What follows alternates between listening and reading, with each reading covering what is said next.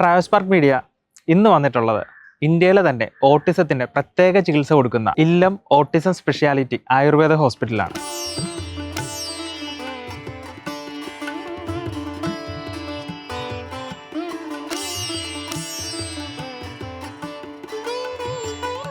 ഇവിടുത്തെ കൂടുതൽ വിശേഷങ്ങൾ നമ്മുടെ ഇവിടുത്തെ അസിസ്റ്റന്റ് ചീഫ് ഫിസിഷ്യനായ ഡോക്ടർ ആതിരയോട് ചോദിക്കാം. ഡോക്ടറെ, ഓട്ടിസത്തിന് കേരളത്തിൽ ഒരുപാട് ആയുർവേദ ഹോസ്പിറ്റലുകൾ ട്രീറ്റ്മെൻറ്റ് കൊടുക്കുന്നുണ്ട്. പക്ഷെ അവിടെ നിന്നെല്ലാം വ്യത്യസ്തമായിട്ട് നമ്മുടെ ഇല്ലം ഹോസ്പിറ്റലിൽ എന്താണ് കൊടുക്കുന്നത്? നമ്മുടെ ഇവിടെ കൺസൾട്ടേഷൻ വരുന്ന പേഷ്യൻസിന് 21 ഡേയ്സ് ആണ് നമ്മളൊരു IP പ്ലാൻ സജസ്റ്റ് ചെയ്യുക ഫസ്റ്റ് ടൈം വരുമ്പോൾ. അപ്പോൾ 21 ഡേയ്സിന് നമ്മൾ 3 ഘട്ടമായിട്ട് തിരിക്കും. ആദ്യത്തെ ഒരു 7 ദിവസം നമ്മൾ ഗട്ട് ക്ലിയറൻസിന് പോലുള്ള ട്രീറ്റ്മെൻറ്റ് കൊടുക്കും. സെക്കൻഡ് 7 ഡേയ്സ് നമ്മളൊരു ക്ലെൻസിങ് പ്രോസസ്സാണ്. തേർഡ് 7 ഡേയ്സ് നമ്മൾ ബ്രെയിൻ റീജനറേഷണൽ തെറാപ്പിയാണ്. അപ്പോൾ ഈ 21 ദിവസവും പേഷ്യൻറ്റും അല്ലെങ്കിൽ കൂടെ വരുന്ന ആൾക്കാർക്കും ഇവിടെ താമസിക്കാം അല്ലേ? അതെ. കുട്ടിയുടെ കൂടെ നമ്മൾ എന്തായാലും ബൈസ്റ്റാൻഡറിന് നിർബന്ധമാണ്. കാരണം ചെറിയ കുട്ടികളായിരിക്കും ഉണ്ടാവുക. നമുക്ക് അവരെ കുറച്ച് തെറാപ്പികൾ പഠിപ്പിക്കാനുണ്ട്. പാരൻ്റൽ ട്രെയിനിങ് ഉണ്ടാവും ഇതിൻ്റെ കൂടെ. അപ്പം മെയിനായിട്ട് നമ്മൾ ഉദ്ദേശിച്ചെന്ന് പറഞ്ഞാൽ ഒരു ബയോളജിക്കൽ ക്ലോക്ക് കറക്ഷനാണ്. എത്ര സമയത്ത് അവർ എണീക്കണം, എന്ത് ഫുഡ് ഏത് സമയത്ത് കഴിക്കണം, എത്ര സമയത്ത് ഉറങ്ങണം, ആ ഒരു ബയോളജിക്കൽ ക്ലോക്ക് കറക്ഷനാണ് നമ്മൾ 21 ഡേയ്സിൽ പറയുന്നത്. ഇവിടുത്തെ ട്രീറ്റ്മെൻറ്റിൽ നമ്മൾ മെയിനായിട്ട് ഫോക്കസ് ചെയ്യുന്നത് ആഹാരത്തിന് തന്നെയാണ്. അതായത് മൾട്ടി ന്യൂട്രീഷനായ ഫുഡാണ് നമ്മൾ കൊടുക്കുന്നത്. അതും പ്രത്യേക സമയത്താണ്. രാവിലെ എത്ര മണിക്ക് ഫുഡ്, കാരണം ഫുഡ് കഴിക്കുമ്പം ഒരു ബെല്ലുണ്ടാവും. ആ ബെല്ലടിച്ച ശേഷമാണ് നമ്മുടെ പേഷ്യൻസ് നമ്മുടെ അന്നപൂർണ്ണ ഹാളിൽ വന്നിരുന്ന് നിലത്തിരുന്ന് ഭക്ഷണം കഴിക്കുന്നത്. നമ്മൾ ആദ്യം സജസ്റ്റ് ചെയ്യുന്നത് പാരൻസ് ആദ്യം കഴിക്കുക, അത് കണ്ട് കുട്ടികൾ കഴിക്കുക. നമ്മളെ വീടുകളിൽ എപ്പോഴും ഉണ്ടാവുക കുട്ടികൾക്ക് നമ്മൾ ആദ്യം കൊടുക്കും, അതിന് ശേഷമാണ് പാരൻസ് കഴിക്കുക. ആ ഒരു രീതിയിൽ നിന്ന് വ്യത്യസ്തമാക്കിക്കൊണ്ട് പാരൻസിനെ കണ്ട് അത് മോട്ടിവേറ്റ് ചെയ്ത് കുട്ടികളെ കഴിപ്പിക്കാനാണ് നമ്മൾ മെയിനായിട്ട് ഫോക്കസ് ചെയ്യുന്നത് ഇവിടെ. ഡോക്ടറെ, നമുക്കിവിടെ ഒരു പേഷ്യൻ്റ് അഡ്മിറ്റ് ആയാൽ അതിന് ശേഷമുള്ള ഡെയിലി റൂട്ടീൻ ഒന്ന് എക്സ്പ്ലെയിൻ ചെയ്ത് തരാമോ? ഇല്ലത്ത് നടക്കുന്ന ഒരു ഡെയിലി റൂട്ടീൻ ഒന്ന് എക്സ്പ്ലെയിൻ ചെയ്ത് തരും. അതിൻ്റെ കുറച്ച് വാക്കും കാര്യങ്ങളുണ്ട്. അത് എന്താണെന്നുള്ളത് നേരിട്ട് കാണുകയും കൂടി ചെയ്യാം. ഓക്കെ, നമുക്ക് കണ്ടാലോ? ഓക്കെ. നമ്മുടെ ട്രീറ്റ്മെൻറ്റിൻ്റെ ഭാഗമായിട്ട് വരുന്ന ഒരു കാര്യമാണ് ഇൻഫിനിറ്റ് സെൻസറി വാക്ക് എന്നുള്ളത്. അതായത് നമ്മൾ ഒരു ഫിഗർ 8 വാക്കായിട്ട് കുട്ടികളെ കൊണ്ട് നടത്തിക്കും, ബെയർ ഫൂട്ടായിട്ട്.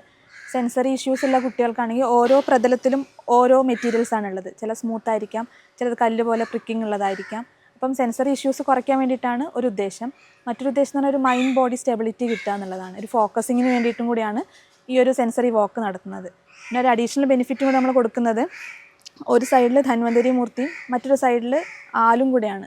ധന്വന്തരി മൂർത്തിയെ പ്രദക്ഷിണം വയ്ക്കുന്ന ഒരു പ്രതീതിയും പ്ലസ് ഒരു ഓക്സിജൻ്റെ മാക്സിമം ഔട്ട്പുട്ട് കിട്ടുന്ന രീതിയിലാണ് ആലും കൂടെ നമ്മളിവിടെ വെച്ചിരിക്കുന്നത്. ഈ സെൻസറി വാക്ക് എങ്ങനെയാണെന്നുള്ളത് ഒരു ട്രയലായിട്ട് കാണിച്ചു തരാം. അത് ചെരുപ്പ് ഊരിയിട്ടാണ് നമ്മളിത് വാക്ക് ചെയ്യുന്നത്.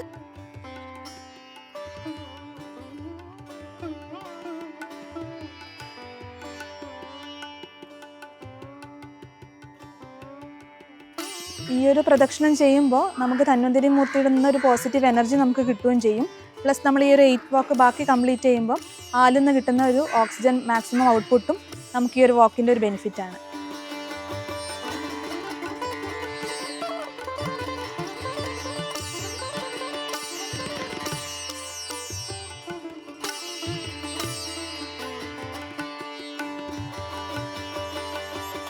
ഇത് പല തെറാപ്പി സെൻറ്ററുകളിലും ആർട്ടിഫിഷ്യലായിട്ട് ഉണ്ടാക്കുന്ന കാര്യം നമ്മളൊരു നേച്ചറിലൂടെ തന്നെ ക്രിയേറ്റ് ചെയ്തിട്ട് ഒരു നേച്ചർ ബോണ്ടിങ്ങും കൂടെ നമ്മളിതുവഴി ക്രിയേറ്റ് ചെയ്യുന്നുണ്ട്. ഇതാണ് നമ്മുടെ അന്നപൂർണ്ണ ഹാൾ വരുന്നത്.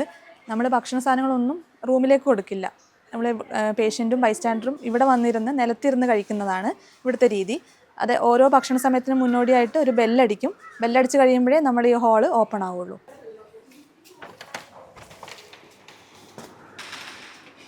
നമ്മളിവിടുന്ന് ഭക്ഷണം വാങ്ങി വന്ന് കുട്ടികളും പാരൻസും കൂടെ ഈ നിലത്തിരുന്നിട്ടാണ് ഭക്ഷണം കഴിക്കുക. ഒരാളിവിടെ മോണിറ്റർ ചെയ്യാനും കൂടി ഉണ്ടാവും. കുട്ടികൾക്ക് എന്തെങ്കിലും അഡീഷണലി സാധനങ്ങൾ വേണമെങ്കിൽ വീണ്ടും പോയി എടുത്തു കൊടുത്ത് ആദ്യം പാരൻസ് കഴിക്കുക, അതിനുശേഷം കുട്ടികളെ തന്നെ കഴിക്കുമെങ്കിൽ അങ്ങനെ കഴിക്കാം, അല്ലെങ്കിൽ പാരൻസ് ഫീഡ് ചെയ്യും. നമ്മളിവിടെ ഫോളോ ചെയ്യുന്നത് എല്ലാ ദിവസവും ഒരേ ഭക്ഷണമല്ല, ഓരോ ദിവസം ഡിഫറെൻറ്റ് ഫുഡാണ്. അതായത് മൾട്ടി ന്യൂട്രീഷനായിട്ട് കുട്ടികൾക്ക് എല്ലാ ന്യൂട്രീഷനും അകത്ത് ചെല്ലുക എന്നുള്ള ഉദ്ദേശത്തിൽ ഒരു വിബ്ജിയോർ ഡയറ്റാണ് നമ്മൾ ഫോളോ ചെയ്യുന്നത്. രാവിലെ കഞ്ഞിയായിരിക്കും, ഉച്ചയ്ക്ക് ചോറ്, വൈകിട്ടൊരു സ്നാക്സ്, ഈവനിങ് നമ്മൾ ദോശ ഇഡ്ഡലി പോലുള്ള ഐറ്റംസാണ് നമ്മൾ ഫുഡായിട്ട് കൊടുക്കുന്നത്. അതിൻ്റെ ഒരു ചാർട്ടാണ് നമ്മൾ ഈ അന്നപൂർണ്ണ ഹാളിൽ വെച്ചേക്കുന്നത്. അതായത് ഈ ഒരു ചാർട്ട് ഇവിടെ വെച്ചേക്കുന്ന ഉദ്ദേശം എന്ന് വെച്ചാൽ നമ്മൾ പ്രീ പ്ലാനായിട്ട് പറയുകയാണ് പേഷ്യൻസിനോട്, ഇന്നതാണ് ഐറ്റം, നേരത്തെ ഒരു പ്രിപ്പയർ ആവാൻ വേണ്ടിയിട്ട്. നാളെ വേറെ ഒരു ഐറ്റം കിട്ടില്ല എന്നുള്ളൊരു ഉദ്ദേശം നേരത്തെ മനസ്സിലാക്കാൻ വേണ്ടിയിട്ടാണ് നമ്മളൊരു ചാർട്ട് ഇവിടെ ഒട്ടിച്ച് വെച്ചേക്കുന്നത്. അടുത്തായിട്ട് നമ്മൾ ഈ ഒരു ഭാഗത്താണ് നമ്മൾ ട്രീറ്റ്മെന്റ് റൂമുകൾ വരുന്നത്. നമ്മൾ ആയുർവേദിക് ട്രീറ്റ്മെന്റ്സ് ഒക്കെ ചെയ്യുന്നത് ഈ ഒരു 5 റൂമിലാണ്. 5 റൂമിന് നമ്മൾ പേര് കൊടുത്തേക്കുന്ന പഞ്ചമഹാഭൂതം പോലെ പൃഥ്വി, അഗ്നി, തേജ, വായു, ആകാശം ഈ രീതിയിലാണ്. നമ്മൾ ഈ ഒരു മെയിൻ 3ാമത്തെ റൂമിൽ നമ്മളിവിടെയാണ് ട്രീറ്റ്മെന്റ് സ്റ്റാർട്ട് ചെയ്യുക. അതായത് ഡോക്ടർമാർ വന്ന് എണ്ണ വെച്ചിട്ടാണ് ട്രീറ്റ്മെന്റ് സ്റ്റാർട്ട് ചെയ്യുക. അതിനുശേഷം തെറാപ്പിസ്റ്റുകൾ റൂമിൽ പോയി ട്രീറ്റ്മെന്റ് ചെയ്യും. റുട്ടീനിൽ ആദ്യം വരുന്ന ഒന്നാണ് മോർണിംഗ് വാക്ക് ഉള്ളത്, ബെയർ ഫുട്ട് ബ്രിസ്ക് വാക്ക് മോർണിംഗ് വാക്ക്. നമുക്കത് നമ്മുടെ ക്യാമ്പസിന് പുറത്താണ് ചെയ്യാറുള്ളത്. അത് കണ്ടിട്ട് വരാം. ശരി. അതിലൊരു ചാർട്ടൊക്കെ ഉണ്ട് ഇതിന്. അപ്പം അതിനകത്ത് ഗോൾ അനുസരിച്ച് അവർ ടിക്ക് ചെയ്തിട്ടാണ് വാക്ക് കംപ്ലീറ്റ് ആക്കുക. അതൊരു ഡോക്ടേഴ്സ് മോണിറ്റർ ചെയ്യുന്നത്. ഇത്ര ദൂരം നടക്കണമെന്ന് ഉള്ളത്. നമ്മുടെ goal set bare foot morning brisk walk start ചെയ്യുന്നത് നമ്മൾ ഇവിടെ നിന്നാണ്. ഇവിടെ തൊട്ട് ഇല്ലത്തിൻ്റെ ഫ്രണ്ടിൽ നിന്ന് തൊട്ട് നമ്മുടെ മെയിൻ ഗേറ്റ് വരെ റൗണ്ട് അനുസരിച്ച് ഓരോരുത്തർക്കും നമ്മളൊരു പ്രത്യേക ഗോൾ കൊടുക്കും. അതിനാണ് നമ്മളിവിടെ ഒരു ചാർട്ട് ഉള്ളത്. അപ്പോൾ നമ്മുടെ പേഷ്യൻസിൻ്റെ പേര് എഴുതും, അവർക്ക് എത്രയാണ് നടക്കേണ്ട ഗോള് അത് എഴുതും. ഒരു റൗണ്ട് കംപ്ലീറ്റ് ആക്കുമ്പോൾ കുട്ടികൾ വന്ന് ഇവിടെ വെച്ചിരിക്കുന്ന പേന വെച്ച് സ്ട്രൈക്ക് ചെയ്യും. കുട്ടികൾ തന്നെയാണോ അത് മോണിറ്റർ ചെയ്യാൻ ആളുണ്ടാവും? ഇല്ല. നമ്മൾ ആദ്യത്തെ 2-3 ദിവസം ഒരു പാരന്റ് ഇൻസ്പയർ ഇവരിനകത്ത് തന്നെ നമ്മൾ സെലക്ട് ചെയ്യും. പാരൻസിൻ്റെ ഇടയിൽ തന്നെ കുറച്ചുകൂടെ ഒരു ആക്റ്റീവ് ആയിട്ടുള്ള പാരന്റിന് നമ്മൾ പാരന്റ് ഇൻസ്പയർ ആക്കും. അവരാണ് കുറച്ചുകൂടി ഇത് ഗൈഡ് ചെയ്ത് കൊടുക്കുക, നടക്കാത്തവരെ കൊണ്ട് നടത്തിക്കുക. അതായത് കൈവീശി വേറെ ആരെയും ശ്രദ്ധിക്കാതെ കുട്ടികളും ബൈസ്റ്റാൻഡേഴ്സും ചെരുപ്പിടാതെ തന്നെ എവിടെയോ ധൃതിപ്പെട്ട് പോകുന്ന പോലത്തെ ഒരു വാക്ക്, ഒരു ഗോൾ സെറ്റ് ചെയ്തിട്ട്. ഗോൾ സെറ്റ് ചെയ്യാന്ന് പറഞ്ഞാൽ ചെയ്തില്ലെങ്കിൽ എന്ന് വെച്ചാൽ ചിലപ്പോൾ 2 നടക്കുമ്പോൾ അവർ മടുക്കും, പിന്നെ തിരിച്ചു വരാനുള്ളതായിരിക്കും. അപ്പം മുന്നേ തന്നെ മുൻകൂട്ടി ഒരു ഇത്രയും നടക്കണം എന്നുള്ളൊരു ഗോൾ കൊടുത്തിട്ട് അവരെ കൊണ്ടത് കംപ്ലീറ്റ് ചെയ്യിക്കാൻ നോക്കുക. ആ ഒരു ആക്ടിവിറ്റിയാണ് ചെയ്യുന്നത്. ഇതിൻ്റെ ബെനിഫിറ്റ് എന്ന് വെച്ചാൽ നമ്മൾ സാധാരണ നമ്മൾ നടക്കുമ്പോൾ നമ്മുടെ ബോഡി എങ്ങോട്ടാണോ പോവുക അങ്ങോട്ടാണ് നമ്മുടെ മൈൻഡ് പോവുക. പക്ഷേ ഇത് മൈൻഡാണ്, ബോഡിയാണ് മൈൻഡിനെ ഫിക്സ് ചെയ്യിക്കുന്നത്. ഇന്ന സ്ഥലത്ത് നടക്കണം, ഒരു പെർട്ടിക്കുലർ ഡയറക്ഷനിൽ ഒരു പെർട്ടിക്കുലർ സ്പേസിലാണ് നമ്മൾ കൊടുക്കുക. അതായത് മനസ്സിന് ബോറടിക്കണം. അതാണ് പുറത്തേക്കൊന്നും നടക്കാതെ ആ ഒരു സ്പേസിൽ തന്നെ നടന്നിട്ട് ഒരു അരമണിക്കൂർ നടക്കുക. അതിനുശേഷം ഒരു 15 മിനിറ്റ് സൺബാത്തും കൂടെ ചെയ്യും. മാക്സിമം വൈറ്റമിൻ ഡി അബ്സോർപ്ഷൻ ചെയ്യാണ്. അതിനുശേഷം വന്ന് ബ്രേക്ക്ഫാസ്റ്റ് കഴിക്കും. ഇതാണ് രാവിലത്തെ ഒരു റുട്ടീൻ. ഡോക്ടറെ, നമ്മുടെ ഇവിടുത്തെ ഡോക്ടറിൻ്റെ കൺസൾട്ടേഷൻ നമുക്ക് ഓൺലൈനിലാണോ അതോ നമുക്ക് ഇവിടെ മാത്രമേ ഉള്ളൂ? ഡോക്ടർ മന്ത്ലി പല സ്ഥലങ്ങളിൽ വിസിറ്റ് ചെയ്യാറുണ്ട്. അതായത് ചെന്നൈ, ഹൈദരാബാദ്, ബാംഗ്ലൂർ, മധുര, കോഴിക്കോട്, ട്രിവാൻഡ്രം, തൃശ്ശൂർ, പാലക്കാട്, എറണാകുളം, ചങ്ങനാശ്ശേരി. ഇവിടെ മാസത്തിലൊരിക്കൽ തണ്ണീർമുക്കം, അതുപോലെ ചേർത്തല സെൻറ്ററിലും ഡോക്ടറിൻ്റെ കൺസൾട്ടേഷൻസ് അവൈലബിൾ ആണ്. കൂടാതെ തന്നെ ഡൽഹി, കൊൽക്കത്ത, മുംബൈയിലും മന്ത്ലി ഡോക്ടറിൻ്റെ കൺസൾട്ടേഷൻസ് ഉണ്ട്. ഓൺലൈൻ ഡോക്ടർ അധികം എടുക്കുന്നത് പുറത്തുള്ള പേഷ്യൻസിന്. ഇവിടെ നമുക്ക് ഈ പറഞ്ഞ സ്ഥലങ്ങളിലൊന്നും എത്താൻ പറ്റാത്ത പേഷ്യൻസിനാണ് അധികവും ഓൺലൈൻ കൺസൾട്ടേഷൻ കൊടുക്കാറുള്ളത്. കൂടാതെ ഈ ചേർത്തലയിൽ നമുക്കൊരു separate multi disciplinary therapy centre കൂടെ അവൈലബിൾ ആണ്. അവിടെ ഒരു ബ്രിഡ്ജ് സ്കൂളും കൂടെ നമ്മൾ അതിനോടൊപ്പം പ്ലാൻ ചെയ്യുന്നുണ്ട്. നിലവിൽ സ്കൂളുണ്ടോ? ഉണ്ട്. അത് ഒരു 3 ഗ്രേഡ് ആയിട്ടുള്ള ഒരു സ്കൂളാണ് അവിടെ ഉള്ളത്. അവിടെ നമുക്ക് speech therapy, sensory integration, psychology, behavioural therapy തുടങ്ങിയ ആക്ടിവിറ്റീസാണ് നമ്മൾ കുട്ടികൾക്ക് കൊടുക്കുന്നത്. ഇല്ലം ഗ്രൂപ്പിൻ്റെ ചീഫ് ഫിസിഷ്യനും മെഡിക്കൽ ഡയറക്ടറുമായ ഡോക്ടർ ശങ്കർ പ്രശാന്ത് മൂസതാണ് നമ്മളോടൊപ്പം ഉള്ളത്. ബാക്കി കാര്യങ്ങൾ നമുക്ക് അദ്ദേഹത്തോട് ചോദിക്കാം. ഡോക്ടർ നമസ്കാരം. നമുക്കിവിടുത്തെ ഇല്ലത്തിൻ്റെ റൂട്ടീൻസ് ഒക്കെ നമുക്ക് ആതിര ഡോക്ടർ പറഞ്ഞു തന്നിട്ടുണ്ടായിരുന്നു. അപ്പോൾ ഇവിടെ എക്സ്പ്ലെയിൻ ചെയ്ത് തന്നപ്പോൾ ഒരുപാട് ആക്ടിവിറ്റീസാണ് നമ്മുടെ ഇവിടെ വരുന്ന സുഹൃത്തുക്കൾക്ക് അല്ലെങ്കിൽ പേഷ്യൻസിന് കൊടുക്കുന്നത്. അപ്പോൾ അതൊക്കെ ഡോക്ടറിൻ്റെ പ്ലാനാണോ? ഈ ആക്ടിവിറ്റീസ് വഴിയിട്ട് ഇവരുടെ മെൻ്റൽ ഹെൽത്തിനെ ഒന്ന് ബെറ്റർ ആക്കാം അങ്ങനെയൊക്കെ ഉള്ളത്? ആക്ടിവിറ്റീസ് സത്യത്തിൽ അത് ഉരുത്തിരിഞ്ഞ് വന്നതാണെന്നേ നമുക്ക് പറയാൻ പറ്റുള്ളൂ. കാരണം ഇതൊന്നും ഒരു ദിവസമായിട്ട് ഉണ്ടാക്കിയതല്ല. കഴിഞ്ഞ ഒരു 13-14 കൊല്ലമായിട്ട് ഓരോ പേരൻറ്റിനും ഓരോ ബുദ്ധിമുട്ടാണ്. ഉദാഹരണം പറഞ്ഞാൽ ഇപ്പം എനിക്ക് തോന്നുന്നു ഡോക്ടർ ആതിര ആഹാരത്തിൻ്റെ പറഞ്ഞു. അതെ, പറഞ്ഞിരുന്നു. പല പേരൻസിനും ഇപ്പം ഞങ്ങൾക്ക് എഴുതി കൊടുക്കാം, വീട്ടിൽ ഇത് കൊടുക്കരുത് ഇത് കൊടുക്കണം എന്നൊക്കെ പറഞ്ഞ് എഴുതി കൊടുക്കാം. അതെ. പക്ഷെ പലപ്പോഴും ഇപ്പം എൻ്റെ കുട്ടികളെ കൺട്രോൾ ചെയ്യാൻ എനിക്കൊരു ബുദ്ധിമുട്ടുണ്ട്. കുറച്ച് കഴിയുമ്പോഴത്തേക്ക് എൻ്റെ ഇമോഷൻസ് വർക്ക് ചെയ്ത് തുടങ്ങും. ഞാൻ ഡോക്ടർ പറഞ്ഞതൊക്കെ സൈഡിലേക്ക് മാറ്റി വെക്കും. അതെ. എന്നെ വേറൊരാൾ കൺട്രോൾ ചെയ്താലേ ഇത് പറ്റുള്ളൂ.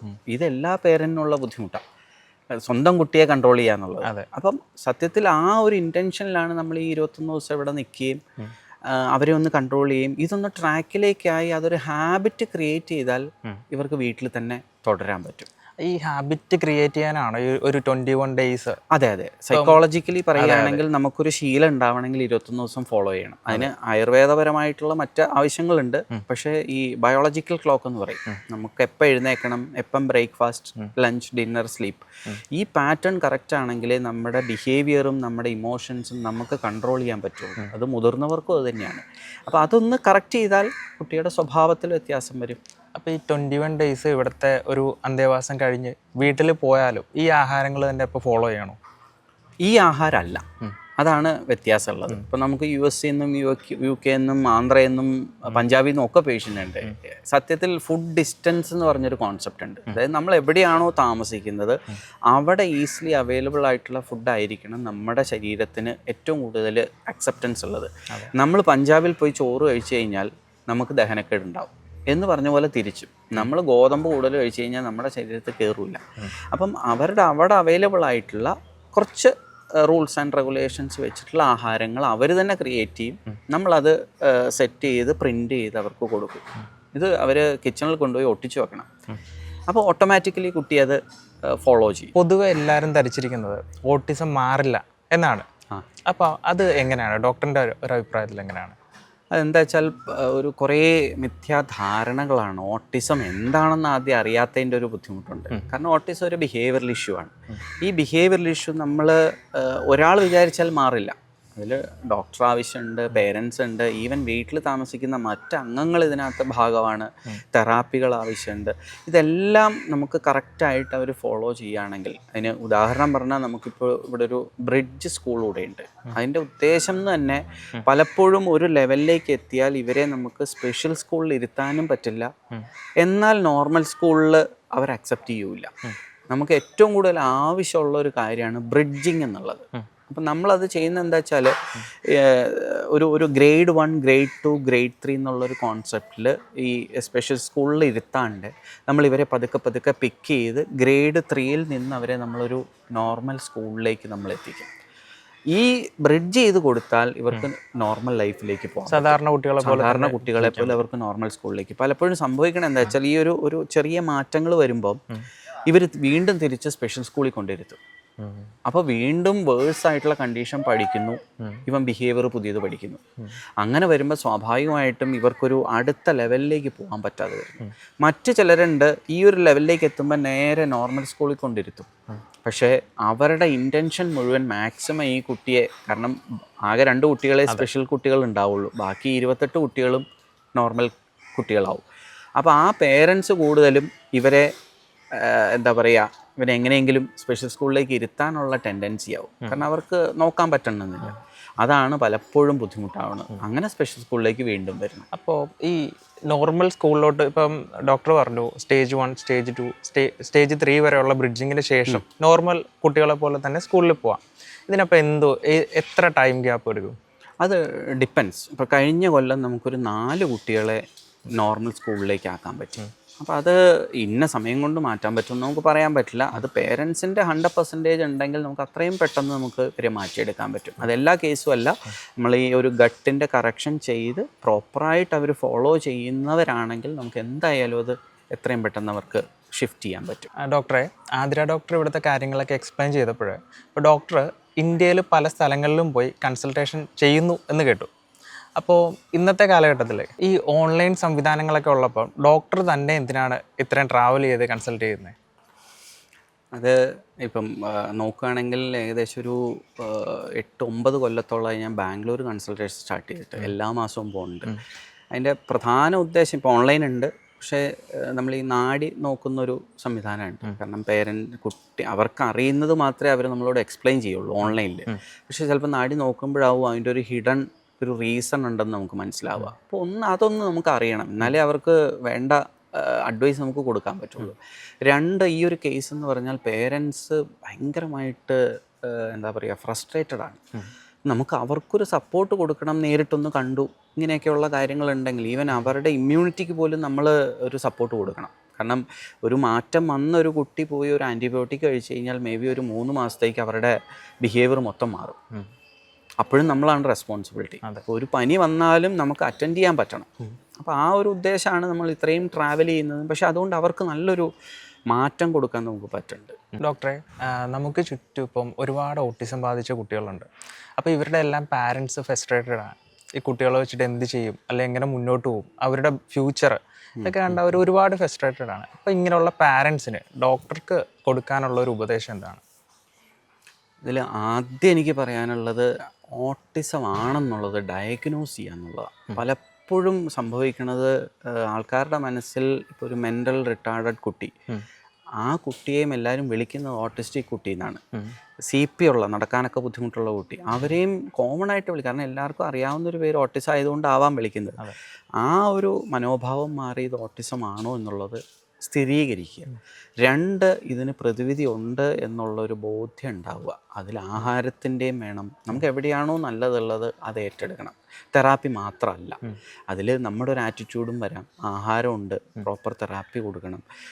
പരിപൂർണമായിട്ട് 100% കഷ്ടപ്പെടാൻ തയ്യാറുള്ള ഒരു പേരൻ്റ് ആണെങ്കിൽ തീർച്ചയായിട്ടും ഒരു മാറ്റം നമുക്ക് കൊണ്ടുവരാൻ പറ്റും എന്നുള്ളതാണ് നമ്മുടെ ഈ ഒരു 13-14 കൊല്ലത്തെ അനുഭവം കൊണ്ട് നമുക്ക് പറയാൻ സാധിക്കുന്നത്. അപ്പോൾ അതുകൊണ്ട് ഇത് ഇങ്ങനെ ആയിപ്പോയി, ഇനി ജീവിതകാലം മുഴുവൻ ഇങ്ങനെ ആയിരിക്കും എന്നുള്ളൊരു ധാരണ വേണ്ട.